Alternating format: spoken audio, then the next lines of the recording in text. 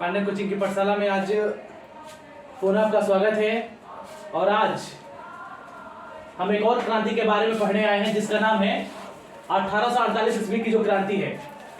जो क्रांति होता है जिसका नाम है 1848 की क्रांति, जो 10 क्लास का जो प्रथम पाठ है हिस्ट्री का, उस पाठ में इस क्रांति के बारे में विवरण दिया गया है। और मैं आज इसके बारे में पूरे विश्लेषण के साथ बताऊंगा।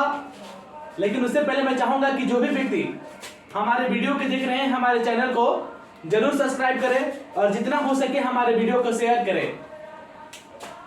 पढ़ेंगे 1848 की क्रांति।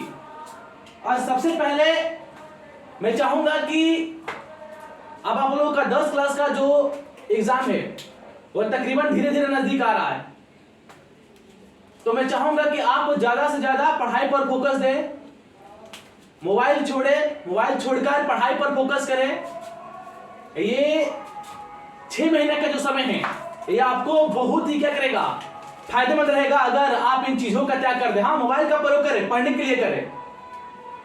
अगर इसके सिवा आप किसी और के लिए प्रयोग कर रहे हैं तो ये आपके लिए हानिकारक हो सकता है। आजकल क्या है, आजकल लड़की कान में क्या करते हैं, हेडफोन लगा लेके गाना सुनेंगे, क्या साउंड का गाना आया है, या फिर किसी प्रकार का चांद के पार चलो, इसी प्रकार के लोग क्या करते हैं, संगीत सुनते हैं, चांद के पार चलो।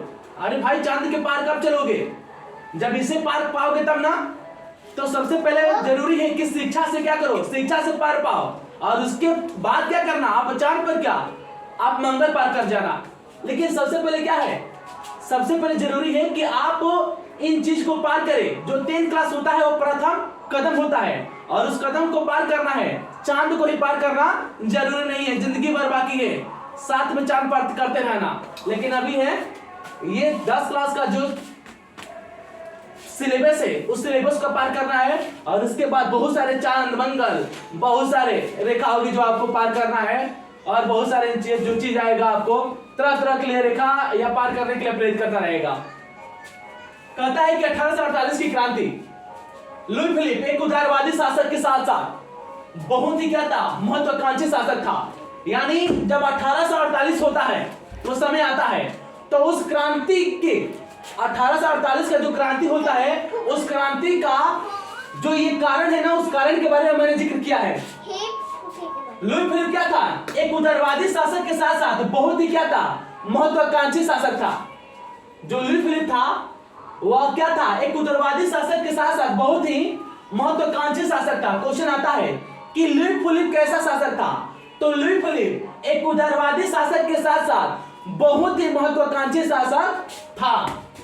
कहता है कि विरोधियों को खुश करने के लिए स्वर्णिम मध्यम वर्गीय नीति का अवलंबन किया था 1840 में। क्वेश्चन आएगा कि लुई फिलिप ने किस नीति का अवलंबन किया था, तो लुई फिलिप ने स्वर्णिम मध्यम वर्गीय नीति का अवलंबन किया था कि जिससे उसके विरोधी क्या हो जाए, खुश हो जाए। कब किया था, 1840 ईस्वी में किया था। कहता है कि लुई फिलिप गीजो को प्रधानमंत्री नियुक्त किया, ठीक ना। जो लुई फिलिप था वो जानता था कि हम अपने विरोधियों को खुश कैसे कर सकते हैं। इसके लिए उसने क्या किया, वह गीजो के क्या करता है, प्रधानमंत्री नियुक्त करता है, जो क्या था, कट्टर प्रतिक्रियावादी था। यानी क्वेश्चन आएगा कि गीजो कैसा व्यक्ति था, तो गीजो कट्टर प्रतिक्रियावादी व्यक्ति था। अब कहता है कि लुई फिलिप ने, जब लुई फिलिप शासन करता है तो उसके शासन काल में सबसे अधिक भूखमरी और बेरोजगारी बढ़ता है। यानी जब ये गद्दी संभालता है तो गद्दी संभालने के पश्चात उसके शासन काल में क्या होता है, सबसे अधिक भूखमरी और बेरोजगारी बढ़ने लगता है, जिसके कारण गीजो की क्या होती है, जिसके कारण गीजो की काफी आलोचना होती है।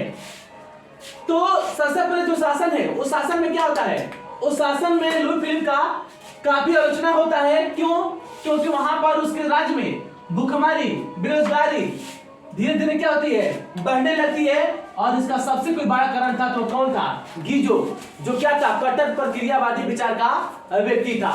तो ये कुछ कारण था जो 1848 ईस्वी में जो क्रांति हुआ था, उस क्रांति के कुछ कारण था।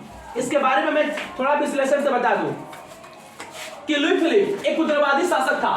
परंतु बहुत ही महत्वाकांक्षी शासक था, ठीक ना। यानी जो लुई फिलिप था वो बहुत ही क्या था, उदारवादी शासक था, लेकिन बहुत ही बड़ा क्या था, महत्वाकांक्षी शासक था। उसने अपने विरोधियों को खुश करने के लिए, जो उसके विरोधी थे, जानता था कि हमें विरोधी को क्या करना है, खुश करना है, इसके लिए उसने क्या किया, स्वर्णिम मध्यम वर्गीय नीति का अवलंबन किया 1840 में। और उसी समय वह गीजो को क्या करता है, प्रधानमंत्री नियुक्त करता है, जो कट्टर प्रतिक्रियावादी था। ये क्वेश्चन हमेशा आता है कि गीजो किस विचार का व्यक्ति था, तो गीजो कट्टर प्रतिक्रियावादी व्यक्ति था। वह किसी भी तरह वैधानिक, सामाजिक, आर्थिक सुधार का विरोध था। यानी वह आर्थिक सुधार, ठीक है ना, जो सामाजिक सुधार है, इसको विरोध करता था कि हमें किसी प्रकार की इसकी जरूरत नहीं है। लुई फिलिप ने पूंजीपति वर्गों का साथ रखना पसंद किया। जो लुई फिलिप था वो जानता था कि पूंजीपति वर्गों को अपने साथ रखेंगे तो कोई शासन करने में दिक्कत नहीं है। क्यों? क्योंकि जो पूंजीपति लोग होते हैं उनको शासन से कोई ज्यादा मतलब नहीं रहता है, जिसे शासन के कार्य से अभिरुचि नहीं थी और जो अल्पमत में भी था। ये जानता था कि ये हमारे क्या है, ये हमारे फायदेमंद होंगे अगर पूंजीपतियों को अपने साथ रखते हैं तो। उसके पास किसी भी तरह का सुधारात्मक कार्यक्रम नहीं था और ना ही विदेश नीति में ही किसी प्रकार की सफलता हो रही थी। यानी लुई फिलिप के पास किसी प्रकार का कोई सुधार वाला कार्यक्रम नहीं था और ना ही उसे विदेश नीति में भी सफलता प्राप्त हो रहा था। अर्थात देश के साथ साथ वह बाहर भी क्या हो रहा था, बदनामी की मार झेल रहा था। उसके शासनकाल में देश में भूखमरी, बेरोजगारी व्यापक होने लगी।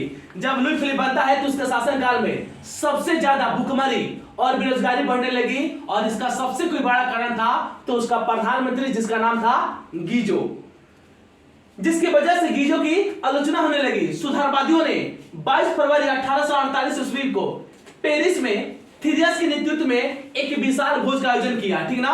क्वेश्चन आएगा कि किसके नेतृत्व में 22 फरवरी 1848 ईस्वी में पेरिस में एक विशाल भोज का आयोजन किया गया, तो थीरियस के नेतृत्व में 22 फरवरी 1848 में सुधारवादियों ने एक विशाल भोज का आयोजन किया।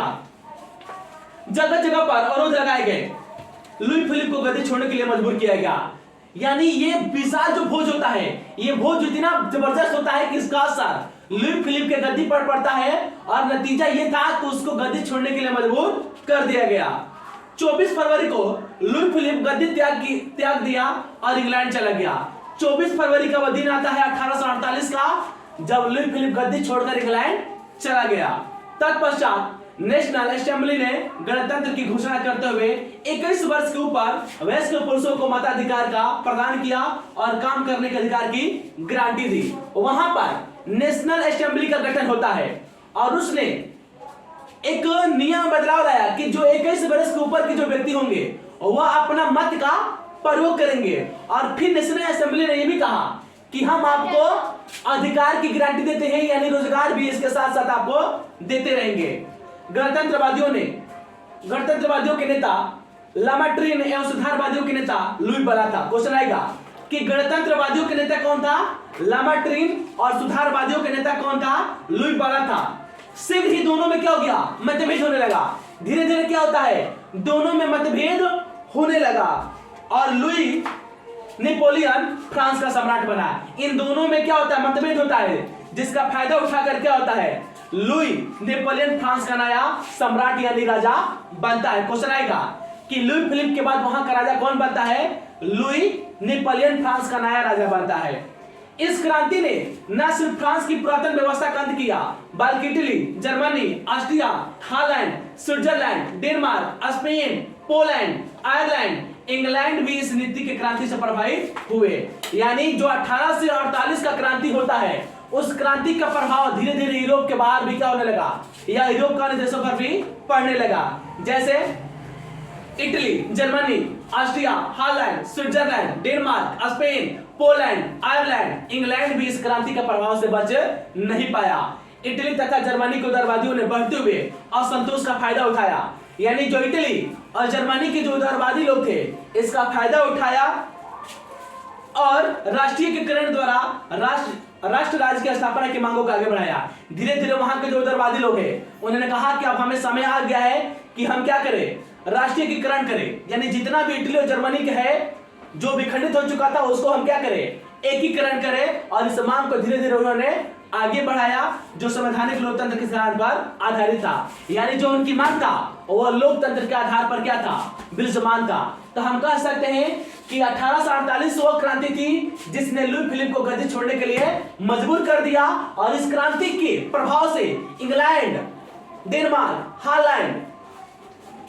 हॉलैंड ये जो देश है, ठीक है ना, वो भी अपने आप को नहीं बचा पाते हैं। तो 1848 की क्रांति लुई फिलिप का गद्दी का अंत होता है, और जब इस क्रांति का अंत होने लगता है तो वहां पर दो लोग थे जिसका नाम इस प्रकार से है, जो नेता थे, उन दोनों नेताओं में क्या होता है, मतभेद होता है, जिसका फायदा उठाता है कौन, लुई नेपोलियन, और वहां का कौन होता है, और वह अगला शासक बन जाता है। ये थी हमारी 1848 की क्रांति। उम्मीद है कि आपको ये वीडियो जरूर पसंद आया होगा।